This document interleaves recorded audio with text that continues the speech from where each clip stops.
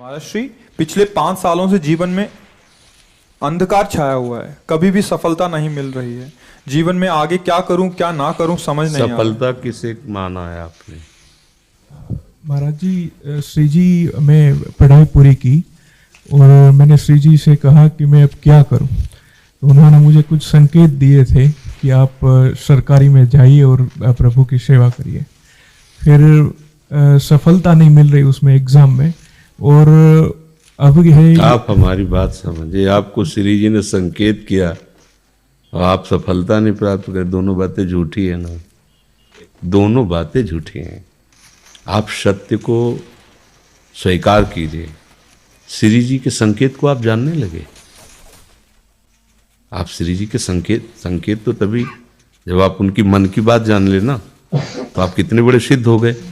और फिर सफलता किसकी चाहते हो? प्रकृति जन्य की।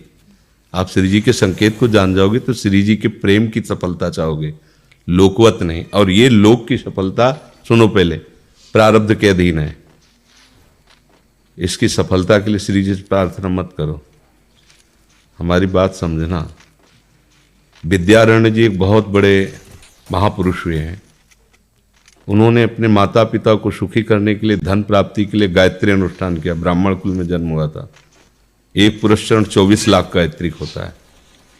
उन्होंने एक पुरस्चरण किया, 2 पुरस्चरण किया, एक बार भी कोई धन की प्राप्ति नहीं हुई।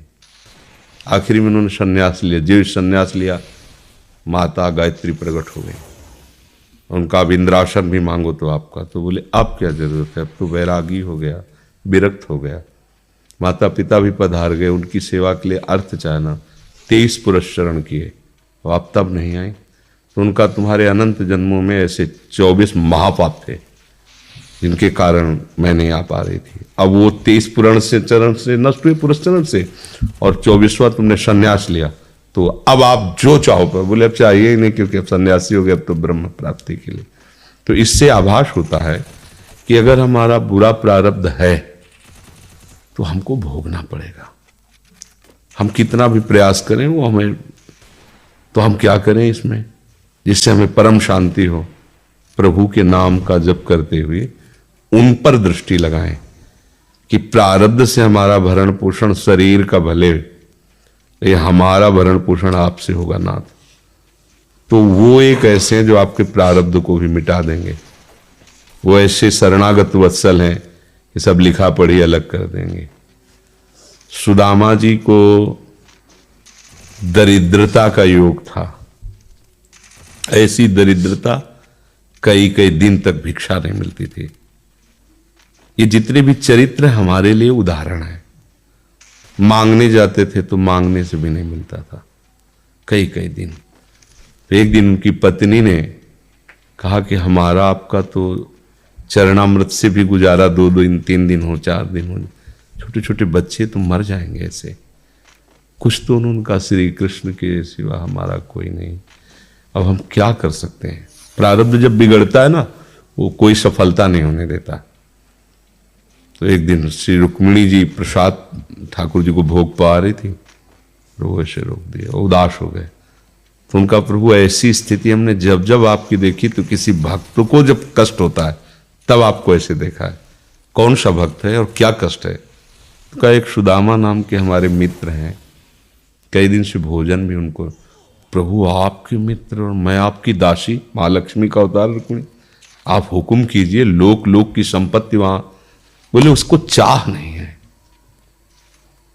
हमारे मित्र को चाह नहीं है, और चाह ना होने पर हम विवश हैं। अगर वो चाह कर ले तो सारी व्यवस्था हो जाए। तो बोले पैदा करो जाके चाह। बोले उनके हृदय में तो नहीं पैदा कर सकते, हम भी, क्योंकि जिस हृदय में भगवान का आश्रय और निरंतर चिंतन है, वहां माया की चाह नहीं होती। बोले उनकी पत्नी के हृदय में, बोले प्रयास करते हैं जाके। भगवान संत वेश में गए, भिक्षाम दे, निकली। अतिथि का सत्कार करना गृहस्थ का धर्म होता है। हाथ जोड़ा और कहा हम असमर्थ हैं, आपको भिक्षा नहीं दे सकते। क्यों?